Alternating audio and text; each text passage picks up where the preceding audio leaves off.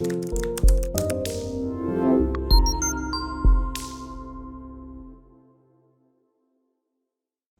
à toutes, salut à tous et bienvenue dans cette nouvelle vidéo sur la chaîne C'est mon avis.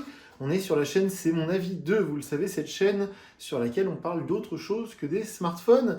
En l'occurrence, aujourd'hui, je vais vous parler d'oreillettes sans fil, ce qu'on appelle les oreillettes True Wireless, donc les oreillettes type AirPods, vous les aurez reconnues, maintenant il y en a plein, il y en a à tous les tarifs. Et là, on est tombé sur un modèle particulièrement intéressant puisqu'il s'agit des Nothing CMF. Alors CMF, c'est la marque, un peu la sous-marque de Nothing. Donc vous savez, Nothing, c'est ceux qui ont fait le Nothing Phone, le Nothing Phone 2. Ils ont fait aussi les oreillettes Nothing Ear qu'on a testé sur la chaîne il y a quelques semaines. Et là, ils ont fait des oreillettes vraiment pas chères. Ils appellent ça les Buds Pro. Vous voyez, c'est marqué là, Buds Pro.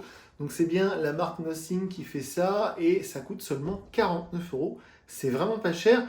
Et ça coûte quand même 100 € de moins que les Nothing Ear 2 que j'avais adoré, que j'ai utilisé à titre personnel cet été. Donc j'ai utilisé ces Nothing Buds Pro pendant quelques jours. Et me voilà devant vous pour vous dire ce que j'en ai pensé. Alors en fait, on va dire qu'à 49 €, alors normalement c'est pas le vrai prix. Le vrai prix c'est 39 $. Mais chez nous, tout est toujours plus cher, il y a des taxes partout. Donc ça fait 49 €. Alors je les voulais en orange, parce qu'en orange elles sont magnifiques. Elles existent également en blanc, mais maintenant toutes les fausses oreillettes connectées sont blanches. Donc je me suis dit, voilà, noir c'est quand même un peu plus sympa. Donc ces oreillettes Nothing, elles sont plutôt chouettes à 49 €, elles sont plutôt bien. La qualité de fabrication semble tout à fait correcte. On a un boîtier qui permet de les recharger comme toutes les oreillettes True Wireless. C'est en USB-C évidemment. Le principal point positif pour moi, c'est l'application qui va avec, c'est l'application Nothing X. C'est la même application pour utiliser sur iPhone, sur Android, les Nothing Ear, ou la fameuse montre d'ailleurs, qu'on a testée il n'y a pas longtemps de chez Nothing. Mais cette application, elle est particulièrement bien faite. Et ce qui m'a bluffé dans un premier temps, c'est qu'on a les mêmes possibilités de réglage sur ces oreillettes Buds Pro à 49 € que sur les Nothing Ear 2 à 150 €, 149 €. On a exactement la même appli avec les mêmes réglages. On peut faire le mode transparence. Alors je vais y revenir, c'est pas très au point. On peut évidemment faire l'abstraction des bruits aux alentours. Vous savez, l'annulation active de bruit. On peut régler l'égaliseur, donc on peut mettre plus de basse, moins de basse, plus d'aigus, etc. Donc c'est vraiment bien fichu, c'est assez impressionnant. Il y avait même une mise à jour qui était dispo pour le firmware des oreillettes lorsque j'ai installé l'appli pour la première fois. Donc ça pour moi c'est vraiment un gros point positif parce que les applications pour les oreillettes connectées déjà c'est rare et quand il y en a souvent elles sont mal faites ou elles sont trop intrusives. Et là on a une application qui est très discrète, qui ne va pas vous mettre des notifications sans arrêt, qui ne va pas aller modifier vos réglages de votre smartphone. Simplement si vous ouvrez l'appli vous pouvez mettre à jour vos oreillettes, vous pouvez personnaliser le réglage sonore, etc. Donc c'est très bien fichu. Le second point positif pour moi, c'est la qualité audio. Il y a des basses qui sont vraiment présentes, qui sont vraiment fortes, qui sont vraiment profondes. Donc les basses, pour moi, c'est vraiment quelque chose d'important quand j'utilise des oreillettes intra-auriculaires parce que malheureusement, quand on a des oreillettes qui sont classiques, standards, on n'a quasiment pas de basses. Quand on a des oreillettes intra-auriculaires, l'avantage c'est ça, c'est qu'on a des basses, comme avec un casque supra-auriculaire. Donc c'est quelque chose de très important. Pour moi, le top du top que j'ai eu sur toutes les oreillettes True Wireless que j'ai pu tester, ce sont les Elite Jabra 75T. Malheureusement, elles ne sont plus fabriquées. Donc du coup, maintenant je suis à la quête perpétuelle des oreillettes qui offrent les meilleures basses. Celles-ci sont vraiment bonnes. Alors évidemment, si vous mettez 150 € dans les Nothing Ear 2, vous aurez quasiment les mêmes basses, mais vous aurez un son un peu plus précis. Là, le son, il est un peu plus brouillon, c'est-à-dire que les médiums, les aigus, les basses sont un peu mélangés. On a du mal à distinguer certains instruments quand vous écoutez certains morceaux de musique. Donc évidemment, le son sera un peu meilleur sur les Nothing Ear 2, mais c'est déjà vraiment pas mal à seulement 49 €. Et en parlant du son, je vous parlais tout à l'heure de l'annulation active du bruit, la NC. Donc ça marche plutôt bien, même si j'ai pas réussi à trouver d'embout parmi ceux qui sont fournis qui me permettent d'être complètement isolé du monde alentour. C'est-à-dire que quand j'utilise mes AirPods Pro 2 de chez Apple, j'ai vraiment cette annulation active du bruit, c'est-à-dire que ça me met vraiment dans une bulle, je n'entends rien d'autre que ma musique ou mon podcast. Avec ces oreillettes, évidemment, c'est un peu moins le cas. Avec les Nothing Ear 2, c'est un peu meilleur. Et surtout, là où le bas blesse sur ces oreillettes, c'est au niveau du mode transparence. Alors, je m'explique. Déjà, c'est très très bien qu'à seulement 49 €, on ait un mode transparence. Pour celles et ceux qui ne connaissent pas, le mode transparence, ça a été inventé sur les AirPods Pro première génération. Il y a déjà au moins 3 ans de ça maintenant. Et en fait, la révolution, c'était que vous avez vos oreillettes intra-auriculaires. Donc, avant le mode transparence, l'inconvénient de ce mode d'insertion des oreillettes, dans le pavillon, dans le conduit auditif, eh bien c'est que ça vous, justement, ça vous isolait un peu des bruits alentours. Donc c'était un peu dangereux. Donc Apple, ils ont remédié à ça avec ce mode transparence qui utilise les micros des oreillettes pour vous faire continuer à vivre dans votre environnement. Vous continuez à entendre les sons qui vous entourent, la télé, vos amis, les véhicules, surtout en ville. Voilà, ça peut être très très dangereux. Donc du coup, ça marche très bien sur des oreillettes un peu haut de gamme. Hein. Sur les Nothing Ear 2, ça marche très bien. Sur les AirPods Pro 2 de chez Apple, ça marche très bien. Là, le mode transparence, il est présent. Je crois que c'est peut-être même les oreillettes les moins chères du marché avec le mode transparence. Mais j'ai vu mieux. Voilà, c'est-à-dire qu'on entend ce qui se passe autour, mais on entend ce qui se passe autour comme si quelqu'un se promenait avec un micro sans arrêt à côté de vous. C'est pas très bien fait. Des fois, on se demande si le son vient de derrière ou de devant.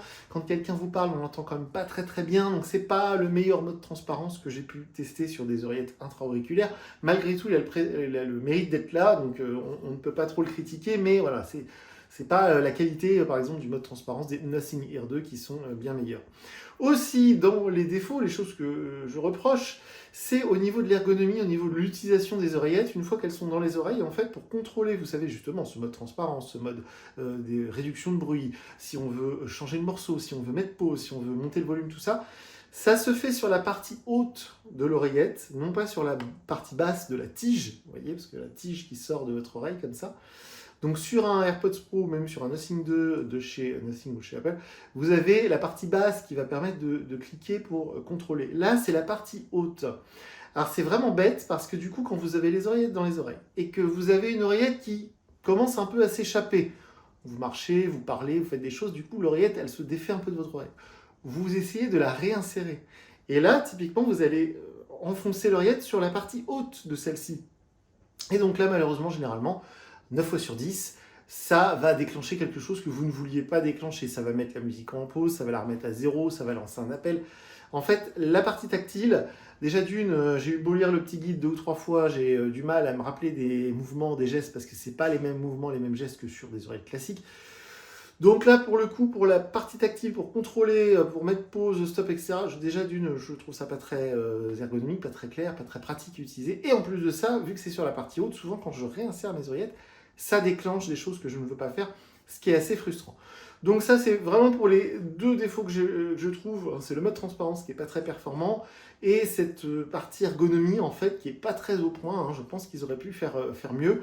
Par contre, il y a une super autonomie. Hein. Ça, c'est clair qu'ils annoncent 39 heures. Alors, j'ai pas pu tester les 39 heures, mais c'est vrai que l'autonomie est vraiment très très bonne. La recharge, une fois que vous les mettez dans le boîtier, ça va assez vite aussi. Donc si vous voulez des oreillettes pas chères, les utiliser beaucoup et si vous voulez absolument de mode transparence, pourquoi pas. Une chose est sûre, la qualité du son est très bonne, ça va être aussi bon que sur des oreillettes JBL ou Sony dans ces prix-là. En ce moment, il y a beaucoup de promotions avec les fêtes de fin d'année. J'ai vu des publicités pour des oreillettes JBL à 39 € qui auront peut-être un son aussi bon que celle-ci. Sans doute pas le mode transparence. Et puis en plus, le problème, c'est que des oreillettes JBL dans ce genre-là, maintenant tout le monde en a. Là, au moins, vous vous démarquez. Et si vous avez un smartphone Nothing, c'est génial. Vous avez l'application, vous avez pourquoi pas la montre. Donc vous commencez à avoir un écosystème chez Nothing qui est très intéressant. Alors c'était déjà possible avec les Nothing Ear 2, ces oreillettes dont je vous parle depuis le début de la vidéo, mais il fallait quand même sortir 150 €, ce qui est quand même un gros budget, même si de temps en temps elle baisse un peu sur Amazon. Mais là, à seulement 49 €, voire 39 €, si vous vraiment vous farfouinez sur Internet, je crois que sur Cdiscount, je les ai vus à 39 €, eh bien ça fait vraiment pas cher pour des oreillettes officielles Nothing, c'est plutôt classe. Elles sont confortables, hein, j'ai pas eu de problème, hein, le confort est bon, vous pouvez les porter longtemps, c'est pas trop gênant. J'ai passé un appel, les gens m'entendaient bien, je les entendais bien, donc ça va. Donc de ce côté-là, pas de souci. Encore une fois, je répète que l'un des principaux avantages pour moi sur ces oreillettes Nothing Buds Pro ou bien les Ears 2, c'est qu'il n'y a pas besoin de compte. C'est-à-dire que les oreillettes ne sont pas liées à un compte. Ça, c'est tout bête, mais je le répète souvent parce que c'est vraiment pénible aujourd'hui les objets connectés. Typiquement une Apple Watch ou une Galaxy Watch. quand vous allez la remettre à zéro, même si vous la donnez à quelqu'un, vous l'offrez, vous la revendez, à chaque fois il y a cette histoire de compte, c'est franchement pénible. Là, c'est pas du tout le cas, c'est-à-dire que vous les remettez à zéro en appuyant 10 secondes sur le bouton, c'est fini. Vous les donnez à qui vous voulez, vous les revendez, faites ce que vous voulez. Donc ça, c'est vraiment pratique. De la même manière, pour appairer un autre appareil, déjà pour le premier appairage, c'est magique parce que vous installez l'application, vous ouvrez le boîtier et automatiquement, l'application détecte les oreillettes, il n'y a rien d'autre à faire. Donc ça, c'est génial. Et si vous voulez appairer d'autres smartphones, d'autres appareils, sans même installer l'application, il vous suffit d'appuyer sur le petit bouton 2 ou 3 secondes, la diode, la LED devient bleue, elle clignote, vous appairez, hop, c'est fini. Donc c'est quand même très bien fichu, c'est très pratique, c'est un très bon produit, franchement je les recommande. Si vous regardez cette vidéo parce que vous êtes tombé sur les oreillettes et vous voulez savoir ce qu'elles valent, si vous ne connaissez pas cette marque CMF c'est une marque de Nothing. Nothing ça devient quand même assez gros maintenant, ils ont beaucoup de moyens. C'est un très, très bon produit, elles sont de très bonne qualité, je les recommande évidemment. J'ai pas testé l'étanchéité, elles sont certifiées IP54, donc a priori, genre la pluie, tout ça, aucun problème. Au niveau de la portée en Bluetooth, j'ai vu plus ou moins la même chose qu'avec mes AirPods de chez Apple. Je dirais une vingtaine de mètres à peu près, sans coupure. Donc c'est plutôt bien, c'est dans la moyenne, aucun problème de ce côté-là. Donc je les recommande. Évidemment, si vous avez les moyens de mettre un peu plus les Nothing Air 2 à 150 €, 149 €, c'est leur prix officiel, évidemment ce sera meilleur à tous les domaines. Elles sont un peu plus petites, un peu plus légères, je les ai trouvées un peu plus confortables, le son sera un peu meilleur, etc. etc. Donc, il y a quand même une logique, il y a 100 € d'écart, c'est pas pour rien. En tout cas, bonne surprise, ces deux produits CMF qu'on a testés récemment sur la chaîne. La montre, donc la fameuse Watch Pro de chez CMF, donc Nothing à 69 €, que je trouve plutôt correct pour le prix. Les oreillettes qui vont bien à 49 €. Je suis vraiment content que Nothing se lance dans les accessoires connectés parce qu'en fait, pour moi, Nothing, c'est le nouveau OnePlus ou le nouveau Xiaomi. C'est-à-dire qu'ils sont au début, ils ont beaucoup de bonnes idées et ils essaient de faire des trucs. Et c'est très très cool. Moi, ça me rappelle quand j'ai découvert Xiaomi, ça devait être en 2018 ou en 2017. Ça me rappelle beaucoup le Xiaomi des débuts qui faisait beaucoup d'accessoires, qui continue à le faire, mais qui est devenu une marque un peu mainstream, qui prend moins de risques, qui fait moins de trucs foufou. Et c'est vrai que moi, j'apprécie beaucoup ce genre d'initiative, donc c'est très très cool. Comme d'habitude, les commentaires sous la vidéo sont ouverts, n'hésitez pas à vous exprimer. Nous sommes présents sur le réseau social X.